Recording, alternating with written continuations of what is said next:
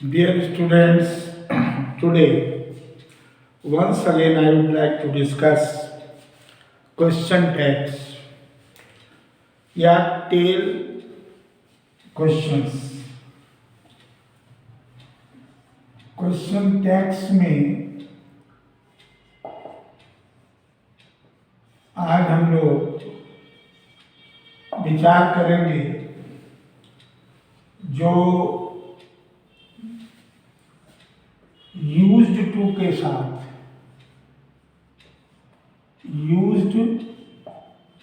साथ और एम के साथ इस मॉडल ऑक्सिलरी और इस सिंपल ऑक्सिलरी के साथ किस प्रकार से क्वेश्चन टैग्स बनता है उदाहरण के द्वारा समझेंगे। जैसे किसी ने कहा आई एम स्टिल यंग। अब इसमें एम लगा है तो एम का जब क्वेश्चन टैग, बाकी नियम वही पुराने कि दिया गया वाक्य पॉजिटिव स्टेटमेंट है तो नेगेटिव स्टेटमेंट में होगा, लेकिन यहां पर एम नॉट आई नहीं होकर के आरंट आई होगा। क्या होगा? आरंट आई। इसी प्रकार से यूज टू में जो पास्ट की आदत प्रकट होती है और उसके लिए किस प्रकार से हम लोग प्रयोग करेंगे, तो यूज टू के लिए डिडंट ज्यादा महत्व रखता है, इंपॉर्टेंस रखता है, लेकिन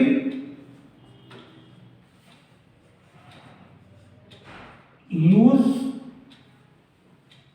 टू के साथ आप यूजंट नॉट भी कर सकते हैं। आई यूज टू प्ले फुटबॉल। इस वाक्य को ध्यान से देखें। अब ये पास्ट की आदत प्रकट करता है। I used to play football at school, ये पास्ट की आदत को प्रकट करता है। अब इसका जब बनेगा तो डिडंट आई, ये जो है ज्यादा महत्वपूर्ण है, डिडंट आई। और यह भी हो सकता है यूजंट आई, दोनों हो सकते हैं। इसको प्राथमिकता दें, प्राथमिकता यूजंट, उसको डिडंट को दें। इसके बाद हम आगे बढ़ते हैं, अगला रूल देखेंगे जिसमें नीड के बारे में, जो मॉडल ऑक्सिलरी है। जब नीड्स आता है, जब रूल है, जब वाक्य में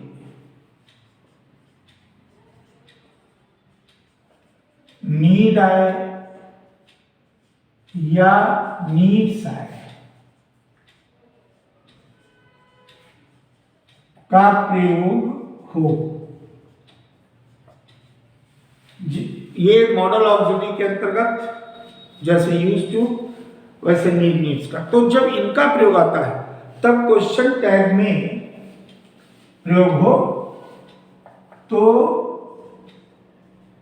क्वेश्चन टैग्स में डोंट और डजंट का प्रयोग करते हैं, का प्रयोग होगा। ये ध्यान रखें, या तो डोंट का प्रयोग होगा या तो डजंट का प्रयोग होगा।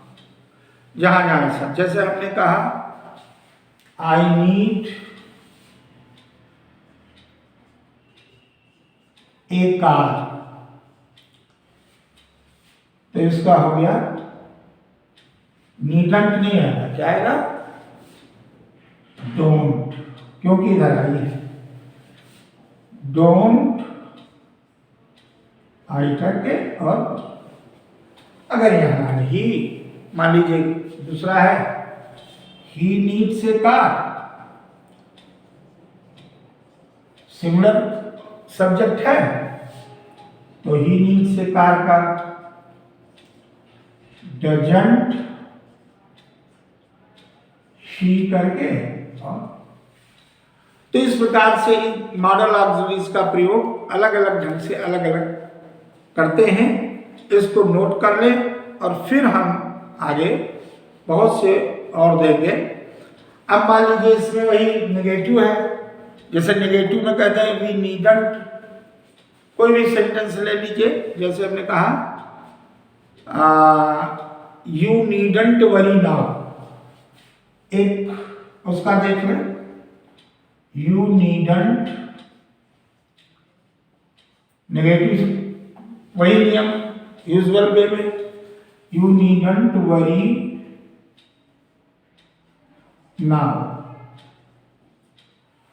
तो इसमें फिर जो प्रयोग आप करेंगे वहां पर डू, ये डच का प्रयोग नहीं, तब क्या होगा?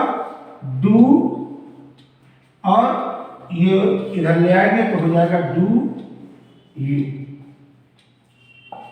इस प्रकार से इसका प्रयोग करें तो ये सही हो। डू यू प्रयोग इसके हिसाब से, लेकिन यहां पर क्या होना चाहिए?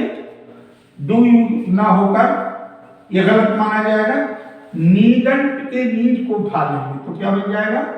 Need you.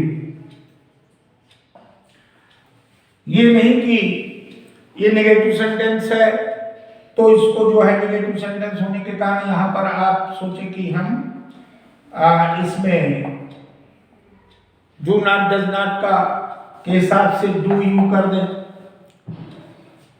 क्योंकि ये मॉडल ऑक्सिलरीज के रूप में आया है और यहां ये सिंपल ऑक्सिलरीज के रूप में आया है।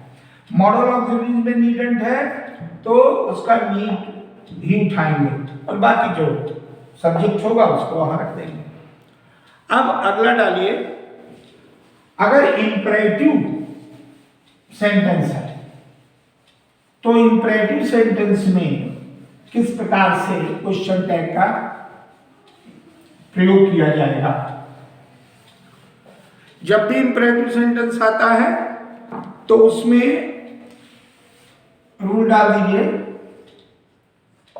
यदि इंपरेटिव सेंटेंस होगा, इंपरेटिव का मतलब जिसमें आज्ञा, निवेदन आदि का प्रयोग, यदि इंपरेटिव सेंटेंस हो तो क्वेश्चन टैग में, क्वेश्चन टैग्स में आप विल यू, अब देखिए वही नियम पुराना, अगर मान लीजिए विल यू कर देंगे और अगर नेगेटिव में लाना है तो विल नॉट नहीं होता है, उसका होता है वोंट। यू कर देंगे। यू क्यों करेंगे?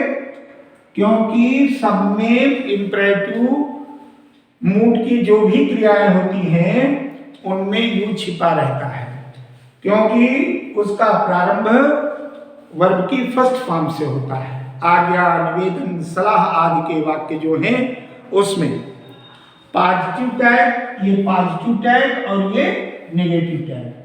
फॉर एग्जाम्पल जैसे हमने कहा ओपन द डोर, दरवाजा खोलिए। अब इसका जो बनेगा तो चूंकि ये पॉजिटिव स्टेटमेंट है, इंपरेटिव सेंटेंस है, तो विल यू करके और अगर मान लीजिए नेगेटिव सेंटेंस कोई है तो उसमें क्या कहेंगे? जैसे हमने कहा ये ओपन द डोर, ये पॉजिटिव स्टेटमेंट है तो अब ये विल यू आया। तो आज जान जाएंगे कि यूजुअल नियम का जो नॉर्मल रूल है उसमें दिया गया वाक्य अगर पॉजिटिव स्टेटमेंट है, इंपेरेटिव सेंस है और पॉजिटिव स्टेटमेंट है तो निश्चित रूप से यहां पर ये गलत हो जाएगा और क्या सही हो जाएगा, ओंट यू, और ये सही माना जाएगा, ये गलत हो जाएगा। क्यों? और अगर हम इसको कहते don't open the door, don't open the door, तो यहां पर विल यू, क्योंकि दिया गया वाक्य निगेटिव स्टेटमेंट में है इसलिए सही हो। वो नियम पूर्ववत रहेगा जो पहले से आप करते आए, इसको विशेष रूप से देख रहे। अब एक रूल होता है जो प्रस्ताव और सुझाव वाले वाक्य, प्रपोजल वाला, लेट से शुरू होता है। यदि प्रपोजल या सजेशन का कोई वाक्य है तो यदि प्रपोजल या सजेशन, क्योंकि प्रपोजल वाला वाक्य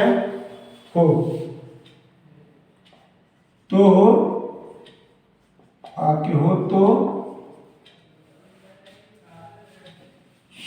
क्वेश्चन टैग के रूप में शैल बी क्वेश्चन टैग। अब लेट से शुरू होने वाले वाक्य ये नोट कर लीजिए, वो सजेशन या प्रपोजल का प्रतिपादन करते हैं। अब जैसे मान लीजिए सामान्य रूप से समूह में हम ऐसे वाक्य कहते हैं, जैसे हमने कहा आओ खेले, आओ अब खेले, तो हम लोग कहेंगे लेट अस प्ले नाउ।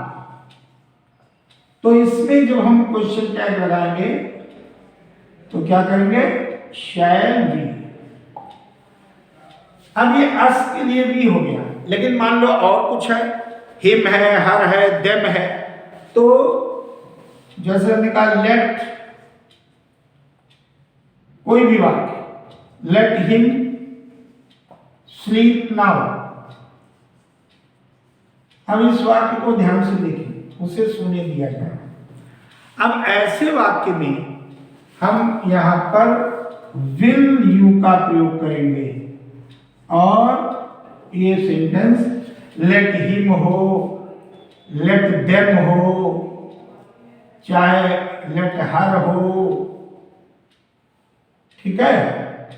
सब में जितने भी वाक्य आप बनाएंगे, देम हो, हिम हो, हर हो, लेट के बाद अस को छोड़कर, तो उसमें विल यू लगाएंगे। शैल भी केवल लेट अस के साथ है। क्यों?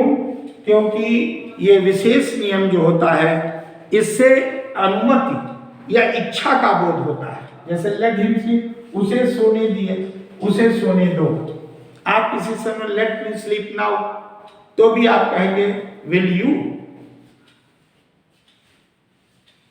और देख रहे हैं इसमें कहीं भी नेगेटिव सेंस का कोई वाक्य बनता ही नहीं, कि जो पॉजिटिव स्टेटमेंट दोनों रहेंगे ही रहेंगे, ये तो कंपलसरी है। इसमें कोई नेगेटिव स्टेटमेंट का कोई दूर दूर तक प्रयोग नहीं होता।